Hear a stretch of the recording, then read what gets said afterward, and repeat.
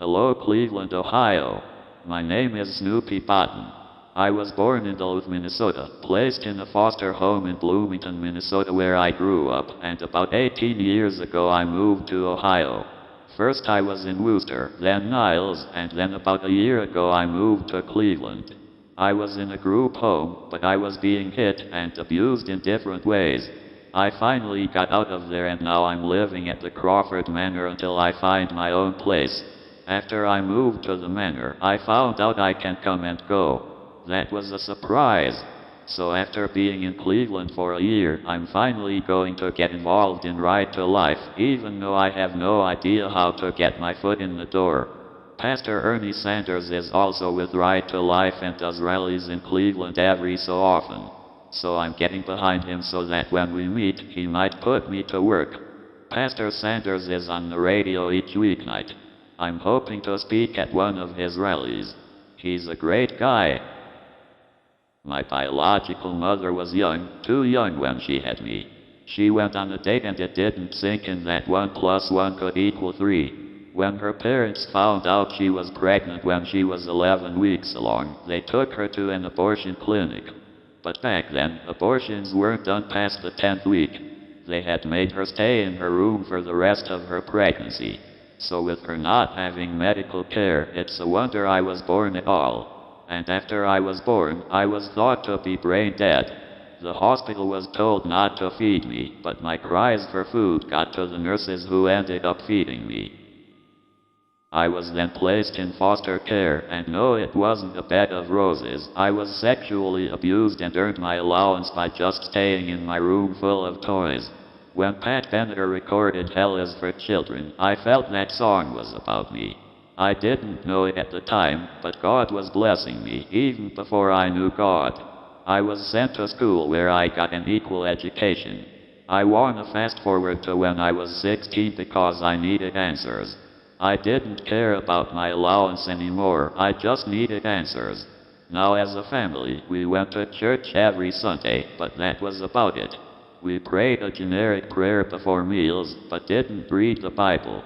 And in Sunday school, we learned about Bible stories, but nothing directly about Jesus.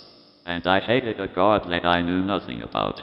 The foster parents didn't like the idea of me going to another church, but I was impossible to deal with, plus I had a power wheelchair. The church I wanted to attend had their service a half hour after theirs let out, so the second the service ended, I booked. That was a no-no, because I accidentally flew past the pastor without shaking his hand. I was in trouble when I got home, I tell ya. I never did it again. The name of the church that I went to was Jesus is Lord, and before I entered the door, I felt something. Love, peace, joy. I didn't know. It just felt wonderful. I went in and felt like I belonged. The service was about Jesus, which was what I needed. Of course I knew he died, but I didn't fully understand that he died for me. He died for my sins. He died so that one day I could be reunited with God, my Father. They then had an altar call for anyone who wanted to ask Jesus into their life. I didn't go up because I had too many questions. During that week, I met with the pastor, which went over real well with my foster mom. She knew the head pastor because she grew up with him in North Dakota. She did not want me going there, but she didn't stop me. So I met with the pastor and ended up with more questions. But the following Sunday I asked Jesus into my life, which went over well at home. They were Lutheran and believed you always had to be sorry for your sins. And here I am, charismatic and on fire for God, like, praise Jesus for another beautiful day. I think it drove them just a bit crazy. I'm part Italian, so I already had a wild temper. Add in the boldness of God, and you have a monster.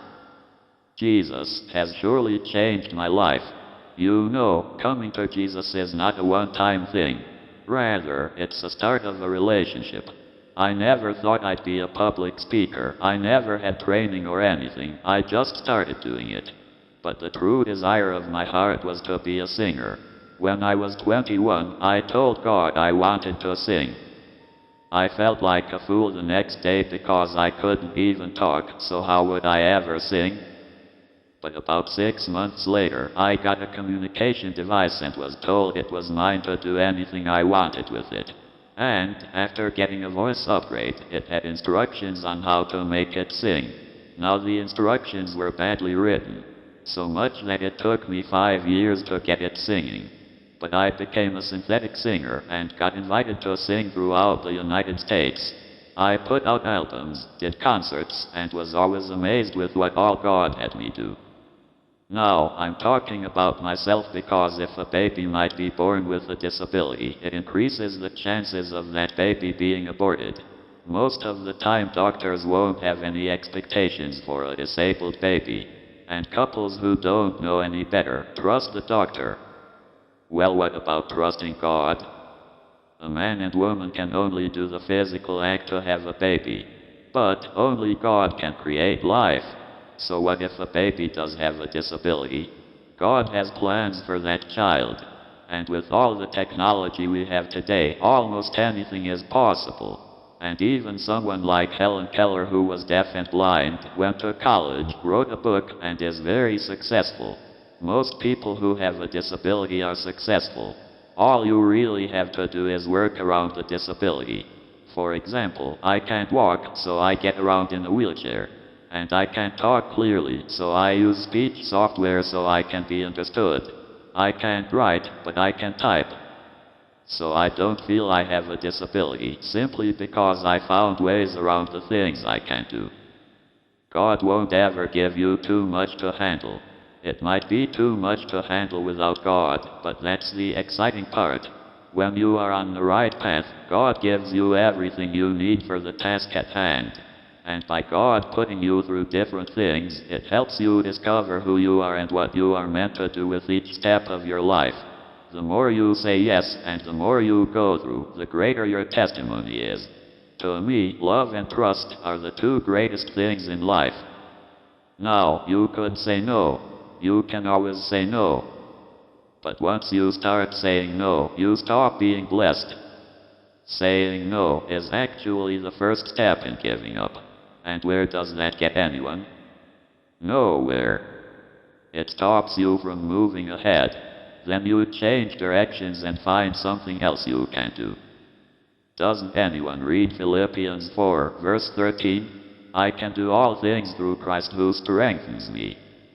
If God puts something before you, He'll give you whatever you need for the task. Let's talk about being pregnant. Maybe you had a boyfriend and things went too far, and after you found out you were pregnant, he broke up with you. Maybe you were raped. In any event, you're pregnant. That baby inside you is innocent. You can't end that life just because you are in a bad situation. That baby is just as much a child of God as you are. And God has plans for that child. So okay, maybe you can't take care of a child, but you can put it up for adoption.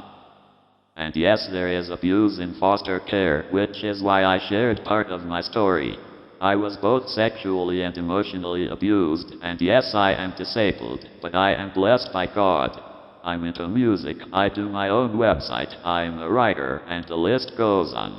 The only time I get depressed is when I get talked down to by society. I look retarded, and so I get treated as such. Yes, I educate the public the best I can, but it gets old. And in those moments I want to get away from society, give up, and go to my heavenly home. People in the Bible felt that way. But life is all about knowing God and helping others find God. I can't give up no matter how bad I want to. That baby you are carrying has a future, has a path he or she is meant to be on. God has plans for that child, and here you are with a choice. Do you bring that child of God into the world? Or do you kill that life? Like it or not, abortion is killing. And the Bible says, "Thou shalt not kill." Oh, the baby is in your body, but that baby has their very own body and very own soul. So being attached to your body does not make it your body. From conception, that baby is an individual.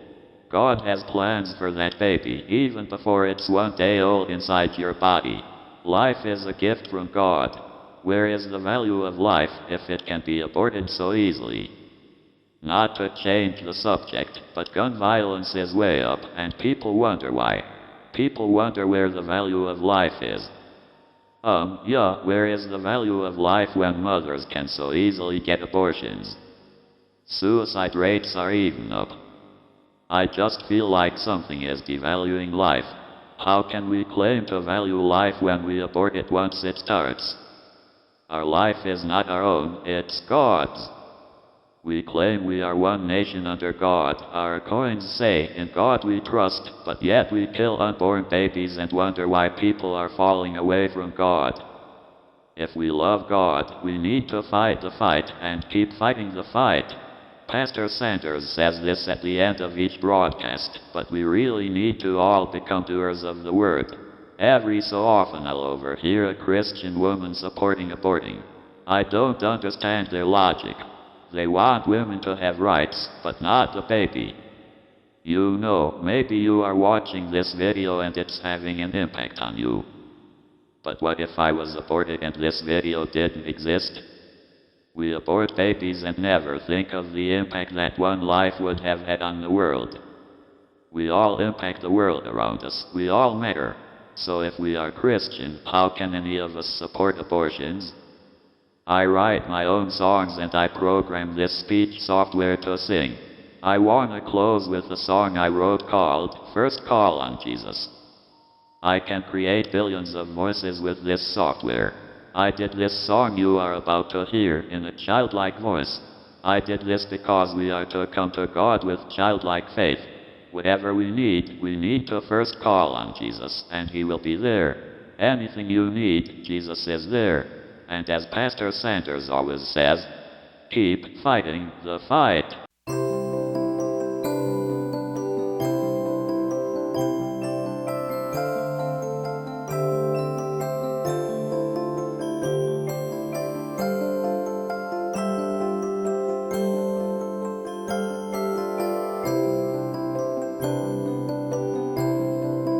First call on Jesus, and He will be there. And if you need strength, Jesus is there.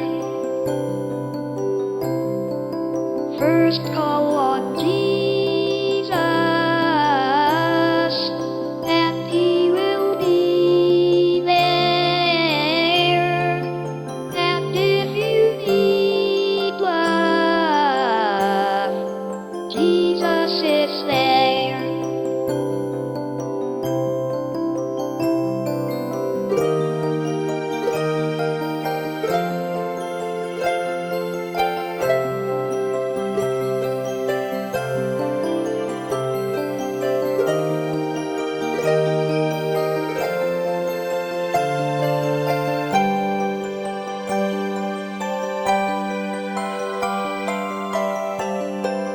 First call on Jesus,